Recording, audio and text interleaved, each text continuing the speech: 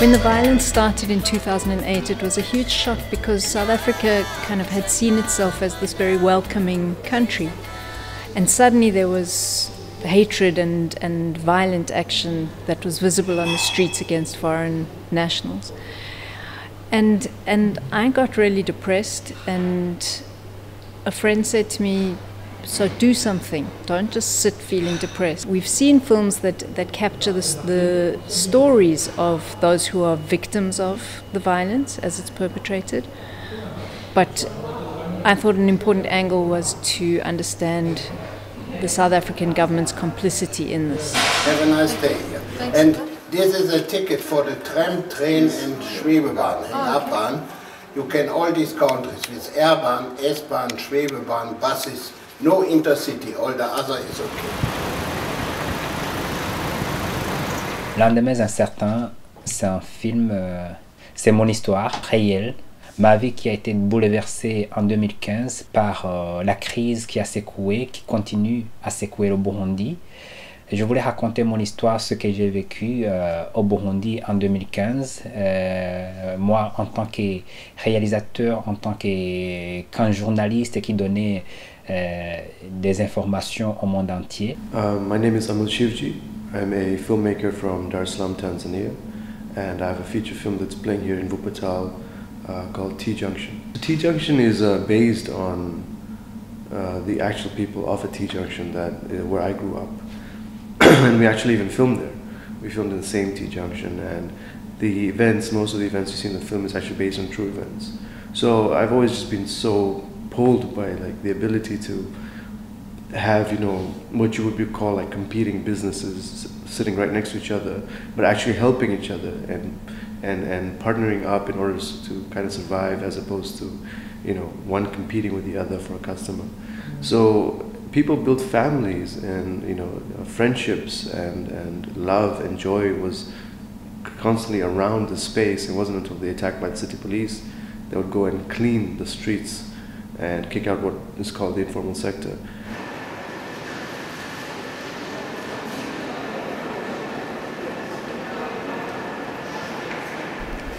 Le film Reveni parle de la réalité des immigrés, en particulier des demandeurs d'asile, sur le chemin du parcours. L'idée de réaliser le film est partie depuis la ville de Assamaka. La ville d'Assamaka, donc disons même depuis la ville de Agadez. Agadez, déjà, les premières idées me venaient en tête. Et quand je suis allé jusqu'à Assamaka, j'ai découvert une nouvelle réalité dans le monde. Une réalité que je n'avais jamais pensée, je n'avais jamais su qu'elle existait quelque part dans le monde. Et ça m'a tellement impressionné que tout de suite là, j'ai eu l'idée d'avoir une caméra entre les mains, d'avoir une caméra pour filmer cette nouvelle réalité. This is a free ticket for the public transport. You can use the monorail, all buses and all regional trains within this area. It's valid today and tomorrow. Okay. It's valid in combination with some kind of photo ID, so you might want to take your passport. Okay. Okay. Die Afrika-Filmtage in Wuppertal werden ja in Kooperation mit der Filminitiative Köln veranstaltet. Die Filminitiative Köln ist dann dafür zuständig, dass sie die Kontakte herstellt zu den Regisseurinnen in Afrika, Filme sichtet, Filme auch deutsch untertiteln lässt. Und die Filminitiative Köln bietet uns dann eine Übersicht über Filme, die vorhanden sind. Wir diskutieren darüber, welcher Film kann auch in Wuppertal interessant sein, was sollten wir zeigen, was sollten wir nicht zeigen. Und so kommt eine Auswahl zustande. Wir haben ja angefangen 2016 mit 6 Filmen und 2017 waren es, ich glaube, 10 oder 12 und jetzt waren wir ja schon bei 16. Und ich würde das ganz gerne für 2019, wenn wir es nochmal machen, noch ein bisschen mehr ausweiten. Also man sieht grundsätzlich ein sehr interessiertes Publikum und ich glaube auch dadurch, dass wir, ich sage jetzt mal, einen freien Eintritt ermöglichen, kriegt man auch ein Publikum angesprochen. Diejenigen, die kommen, das sieht man sofort, das sind offene Menschen, tolerante Menschen, die sehr interessiert sind an Kino und auch vor allem an Kino aus anderen Regionen der Welt. Also das merkt man sehr. Also so ein Weltkino-Publikum. Das hat mir sehr gut gefallen. Was mich besonders angesprochen hat, ist, dass das Afrika von heute angesprochen wurde, also in Städten, beziehungsweise es gab auch ein, zwei Filme aus der Vergangenheit, aber die Themen, die Sorgen, die Probleme bleiben die gleichen. In diesem Jahr das Besondere war halt innerafrikanische Migration als Thema, wo unter anderem auch Flüchtlingslager, die heute in Deutschland Ankerzentren genannt werden, gezeigt werden. Ein Beispiel war das Flüchtlingslager in Dadaab in Kenia, ein anderes Beispiel waren zahlreiche Flüchtlingslager in Algerien, in denen Sahrawis seit 40 Jahren untergebracht sind. Daran kann man sehr schön sehen, also gut sehen, wie Menschen in Lager gefercht werden und teilweise 20, 40 Jahre dort eingesperrt leben müssen, nicht arbeiten können, sich nicht frei bewegen können, kein normales Leben leben können. Deswegen passt dieses Thema gerade sehr aktuell auch in die deutsche Diskussion, wo es halt eben von rechter Seite gefordert wird, dass solche Zentren eingerichtet werden müssen, solche Lager. Und diese Afrika-Filmtage in diesem Jahr haben genau das Gegenteil gezeigt. Das ist die unmenschlichste Variante, die es gibt. Yeah, the biggest thing is refugee camps are not made for people. They start out as a temporary situation because of a crisis, but oftentimes they become permanent. I mean, the camp was only supposed to be temporary after the war in Somalia. It's been there for 25 plus years, and around the world there are other camps that are like that. Is okay, we'll just makeshift this camp. We'll make sure people are protected, that they have shelter, that they have food. But then these temporary camps with tents and stuff become there for 20 plus years without the infrastructure that you would have in a real kind of city area. And so our argument is to say that refugees should have full rights, be able to move wherever they want, be able to have jobs, be able to become citizens. And all of the economic data says that when refugees are integrated into a population, that it's best for them, it's best for everyone else. And so our argument is to say that refugees are human beings just like you and I. And as we have more climate change in the world, as we have more like political instability, any more economic crisis, we're only going to have more and more refugees. And so I think we need to reconsider and rethink how we treat refugees. Once you see them as people, and hopefully these stories, you empathize with them and see their struggle and their journey, that will hopefully cause a change to where we're able to treat them the way that they should be treated.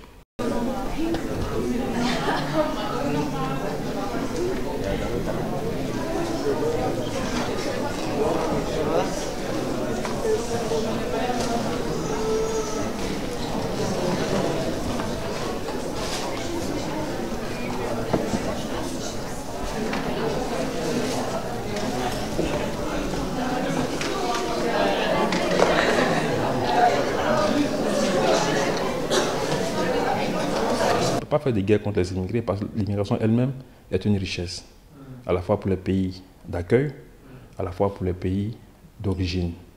Tout le monde profite donc de l'immigration. C'est pourquoi il faut faire attention à la vie humaine.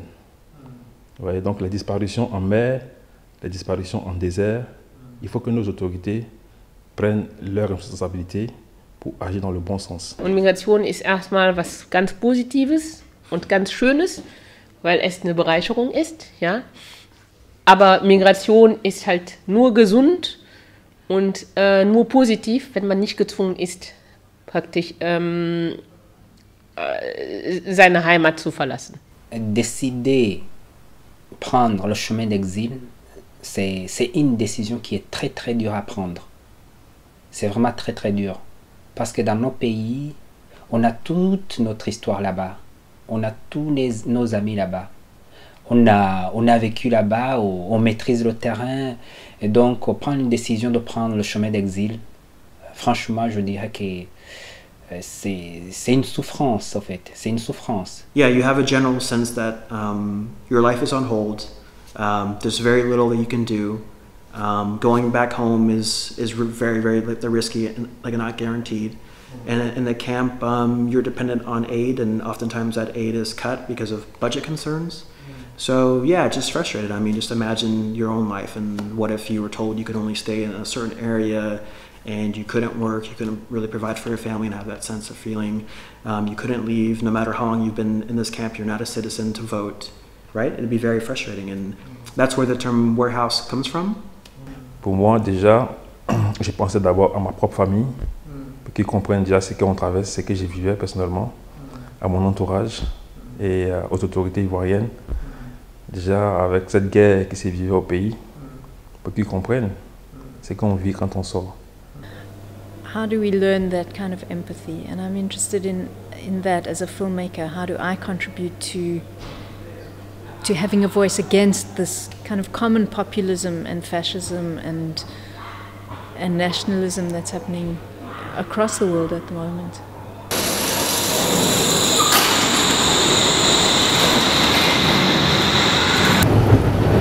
And this here on the right is part of the university, but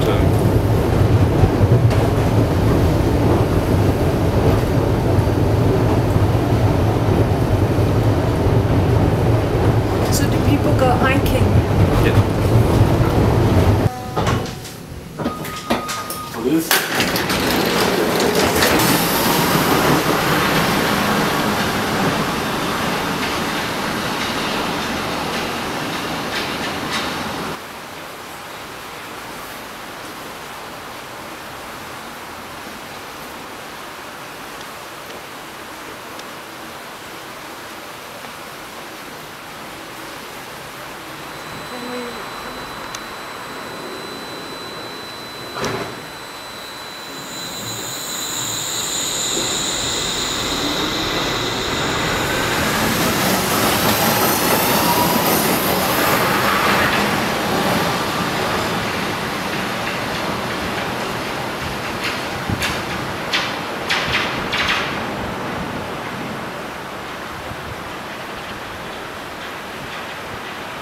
Ich habe in meiner Jugend habe ich 2 Dinge gemacht: Fußball gespielt und Filme geguckt. Und zwar sehr viel Film. Und ich habe das geliebt. Und bin dann relativ schnell eigentlich gesagt, nee, Film ist meine Passion, und da habe ich mich einfach weiterentwickelt und habe irgendwann mal nach dem Studium, relativ zeitnah nach dem Studium, ein Angebot bekommen, ein Kino zu leiten, was ich dann auch gemacht habe, 3 Jahre, und habe mich dann 2003 selbstständig gemacht. Film can inform, film can change minds, film can move, right, and impact people. Telling the stories of the camp, whether it's good or bad, the complexities of what were happening and having that being heard. And so I think his story is one who gave people hope in the camp of, yes, there's a lot that you can't control, and yes, the camp is difficult, but there are ways to express yourself, right? You're not just a refugee, right? You're not just helpless, right? You're not just vulnerable. Like, you can advocate for yourself, you can advocate for other people. Depuis 2010, j'ai commencé à faire des films sur l'histoire de mon pays. C'est parce que mes aînés n'ont pas fait l'histoire en images. Mes aînés cinéastes, ils n'ont pas fait l'histoire du pays. C'est-à-dire, quand je cherche des archives sur le Burundi, sur l'histoire de ce qui s'est passé au Burundi, je trouve qu'il y a le manque des éléments visuels. En film, on peut pas relater tous ces petits événements qu'on vit à travers un écrit. Oui, on peut quand même dire beaucoup de choses à travers les écrits. Mais déjà, quand j'arrive au niveau du Niger, jusqu'à après Tawa, Agadez, c'est là, avec ce que je voyais de mes propres yeux, je me dis, ouais, ça, il est question maintenant de pouvoir faire un film sur ça. I have enjoyed the fiction format more, simply because I think I have a very wild imagination, and it's just, I love the writing process and the research process and getting to know your characters and building the society, you know, this world in your script, and showing the irony, the contradictions in it, and how it reflects our everyday society. So that's why I've kind of always chosen fiction, but I think documentary is as powerful, without a doubt. All of which has relevance and not. You know, as a filmmaker, I'm not hiding who I am. I can make a film about whatever I want, as long as I'm able to take the comments and criticisms that come at me for that. It's a crucial point for all of us right now to kind of start developing provocative images, important images, not to say positive or negative, but rather I think images that do justice to our societies. If we can reflect our own lives and our contradictions and our complexities within our society, I think that's important. and I think also just being honest to our culture. Maintenant, la caméra est accessible à tout le monde. Donc, même avec les téléphones portables, on peut faire des films avec. Donc, on peut raconter des histoires avec des moyens de bord, alors qu'avant, ce n'était pas pareil. Aujourd'hui, tu peux trouver des milliers et des milliers de films africains qui racontent des histoires de l'Afrique. Donc, je trouve que ça, on avance quand même. I became a filmmaker by accident. In high school, I had friends who had cameras and they were making short films on the weekend. And I thought that was really cool, and hung out with them, spent time, made films, and self-taught, right, and learned, and has stuck with it ever since. And so it kind of happened by accident where I lived and where I was, and yeah, once I made my first short and saw people react to it, you know, engaged in it, have emotions, I was like, okay, this is really cool. I can't really, I think it's unfair or it's not right to say European filmmakers are like this or African filmmakers are like this or films. But I think that in Europe now, there's, in some parts of Europe, there's fast cuts and very quick, much more action and paced, where a lot of the African films that I like a bit slower and show more landscapes and things like this. And yeah, for me, that's also with an audience, actually, it's very interesting. I'm sometimes told that my films are in Europe quite slow, but in Africa it's not a problem. People appreciate the taking the time with the people and the environment. Okay. No, that's fine for me. Another train line. Let me catch another train from another line to come here.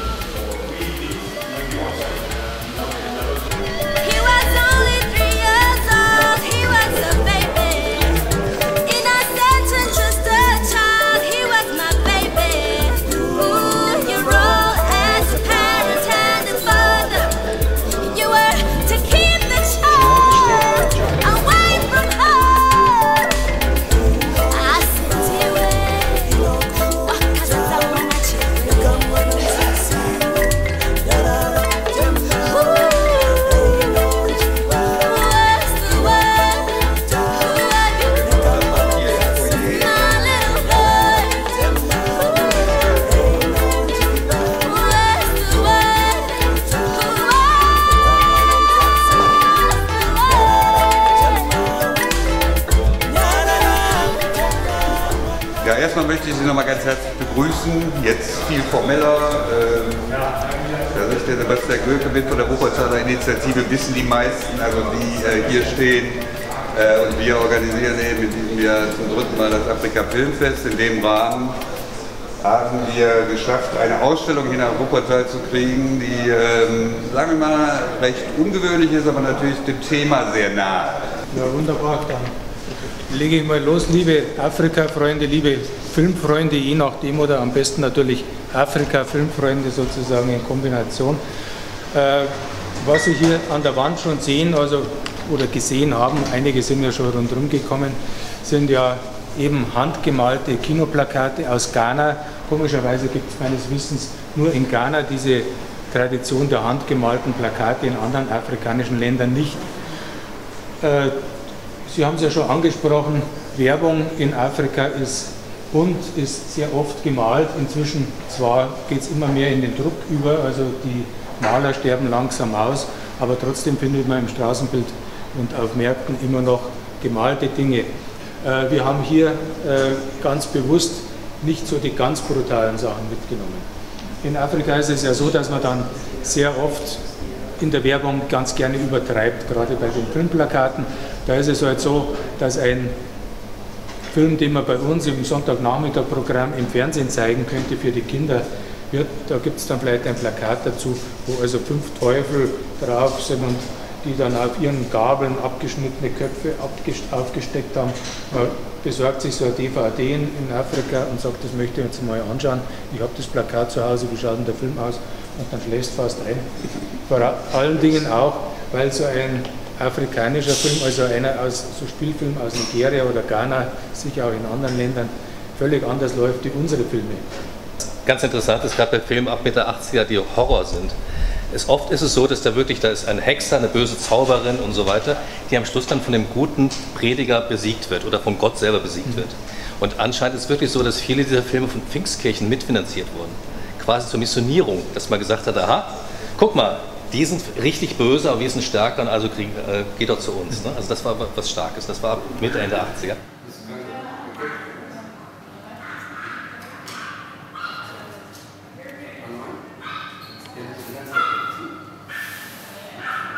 The politics at the moment is very racially defined. So I think because there's increased populism, it's like, do you dare to call, as a white person, do you dare to call yourself African in South Africa at the moment? And it's tricky. So I think that people are largely defined based on the color of their skin at the moment. I feel very South African, I feel very African. My commitment is to, not the country in a national sense, but the society, to the good of my society, and I see that as being broadly South African and within Africa. Ich denke, wenn jeder ein Stück seiner Identität dann irgendwie nicht aufgibt, also das wäre nicht das Wort, sondern so halt mit dem anderen teilt, aber gleichzeitig bereit ist, dann irgendwie ein Stück Identität von dem anderen zu bekommen, ja, und es dann auch als Bereicherung empfindet, ja, ohne halt Verlustängste zu haben, ja, und somit wir alle halt ein Stück weit unsere Identität dann irgendwie erweitern, dann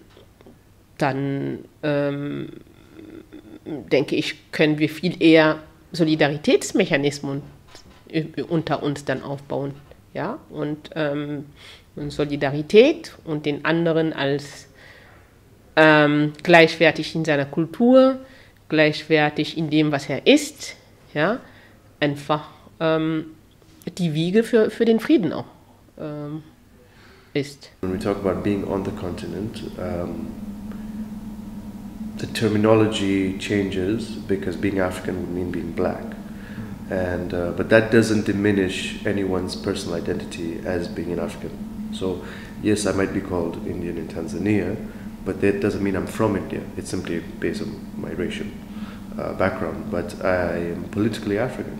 When I say that, I mean that, you know, people who are dedicated to the continent, who are fighting and struggling for Africa, who are based there, born there, raised there, and you know, everything that you do is for the betterment of the African continent and the people.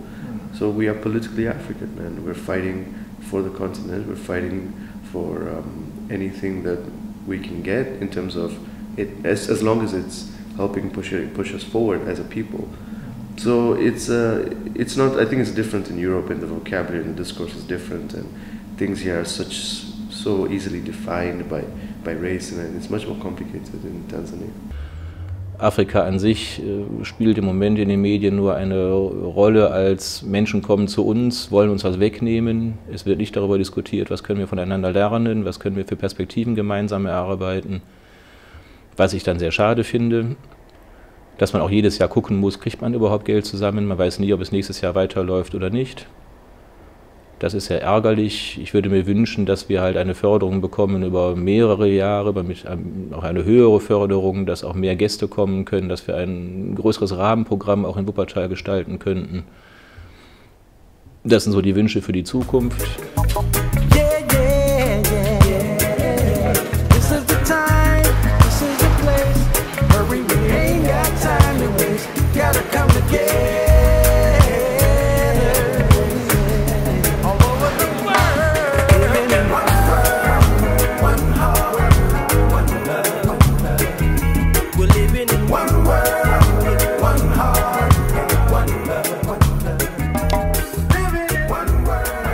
Donc les crises qu'on a traversées, les crises cycliques qu'on a traversées, c'était toujours le problème Hutu, Tutsi, Hutu, Tutsi. Les Tutsis qui avaient le pouvoir et les Hutus qui voulaient accéder au pouvoir mais qui n'y arrivaient pas.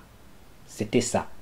Et donc le problème c'est politique. Ce n'est même pas classe sociale parce que parmi les Hutus, tu trouves des Hutus qui sont très riches et parmi les Tutsis, tu trouves des Tutsis qui sont très riches. Mais le problème, c'est le problème politique. Donc, quand on parle au Burundi du pouvoir et de la richesse, ça n'a rien à voir.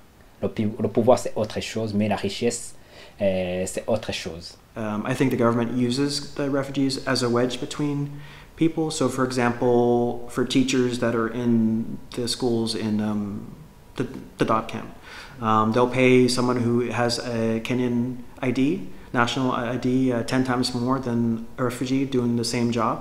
I think that people use jobs and use socioeconomics sometimes as an excuse because everyone's in the same boat. In a way, the people perpetrating the violence are as economically and socially on the margins as the foreign nationals or migrants that they're attacking. So it's like, who are easy targets? One of the strongest characteristics of Tanzania is that after independence of, the father of the nation, Mwalimu Nyerere, he emphasized the Tanzanian identity, which is one that, you speak the same language, Swahili, and regardless of your race and your background, you're committed to the development of the country, of the nation. And I think that really has had such a huge impact, and one of the reasons why, tribalism isn't emphasized, ethnicities isn't emphasized, and we all kind of come together and identify as Tanzanian, even though we do have our many, many struggles and problems and conflicts. Voilà, quand on vivait les moments de troubles au pays, le seul pays auquel j'avais pensé peut-être y aller, c'était le Maroc, pour des raisons de stabilité, parce que vous le savez très bien, aussi bien que moi, les conflits généralisés en Afrique sont dus à des élections présidentielles. C'est ce qui bouleverse actuellement l'Afrique. Et vu que le Maroc était un royaume, pour moi cela signifiait beaucoup la stabilité, la paix, un endroit où on pouvait vivre dans la paix et puis voilà, dans le progrès.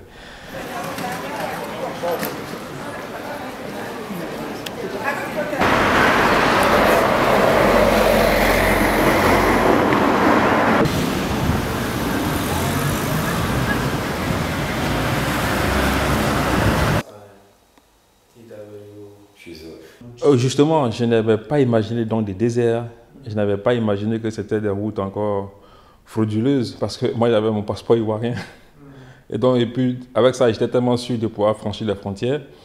C'est à Samaka, on me dit qu'il me faut un passeport, il me faut un visa pour entrer en Algérie. Il fallait maintenant marcher dans le désert pour aller jusqu'à Ngezam à pied et chercher les voies et moyens pour quitter Ngezam, la première ville de l'Algérie, pour aller jusqu'à donc dans la ville de Tamaracet. We should be able to travel our own continent rather than be stalked and be treated as criminals whenever we do that. So I think that's important. Au fait, dans les pays de Grand Lac, avec les crises, que ce soit les crises au Congo, que ce soit la crise au Burundi, au Rwanda, donc depuis les années 60, il y a eu toujours ce mouvement, le mouvement des Rwandais qui venaient se réfugier au Burundi. C'est aussi l'accès routier, c'est tout près. Et il y a aussi eu des Congolais qui venaient se réfugier au Burundi, ou bien des Burundais qui allaient se réfugier au Congo. Donc dans tous les pays, par exemple, au Congo, au Rwanda, en Tanzanie, on y trouve souvent des camps de concentration, des réfugiés, des Burundais qui sont là depuis les années 72, par exemple. Yeah, I think everyone deserves the right to move around, the right to advocate themselves, the right not to be abused and mistreated.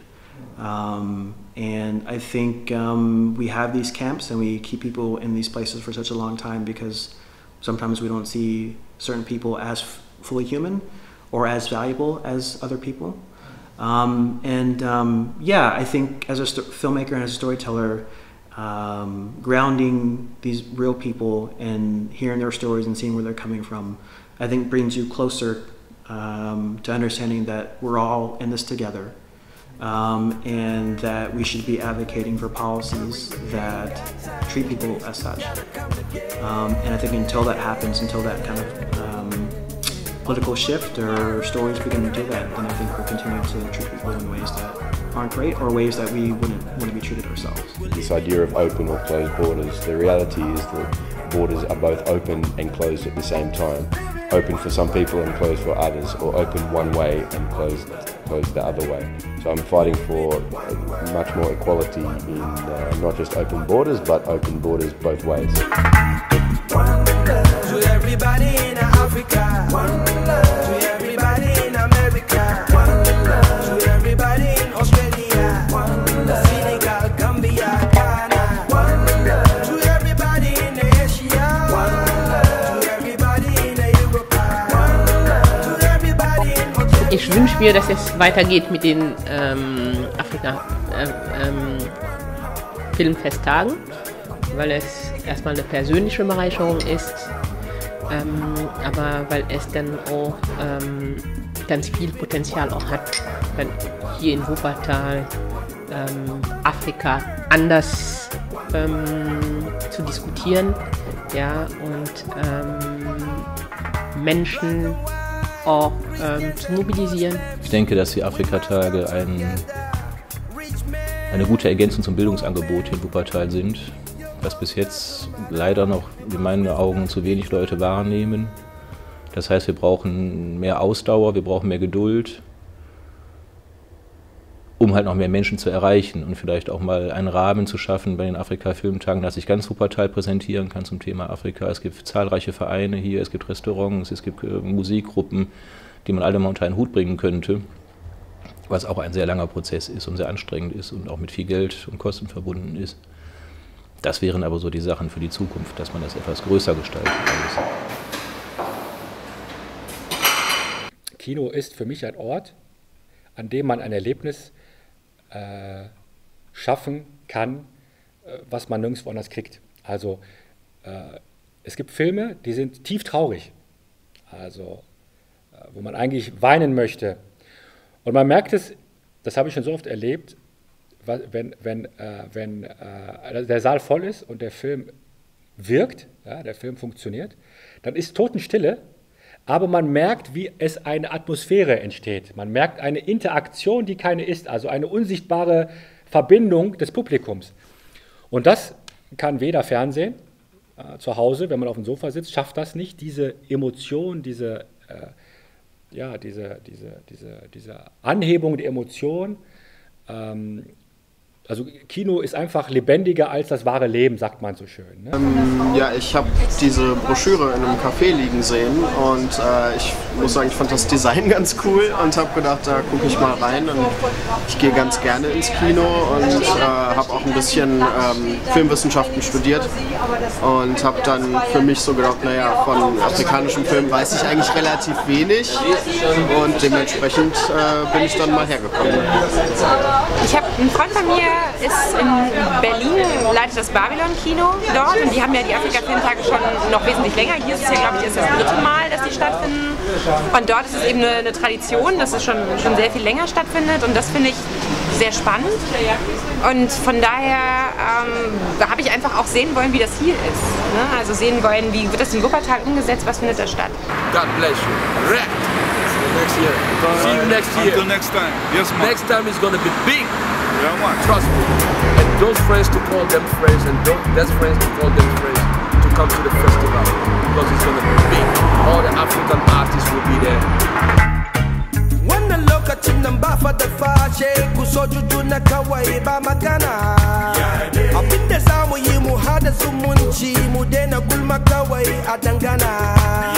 Masallacin kura baba kare limancin in ba ka sani ba ka tambaya. Wannan zamanin nan ku hada kai fa ku bar shi tani yana ta gudu.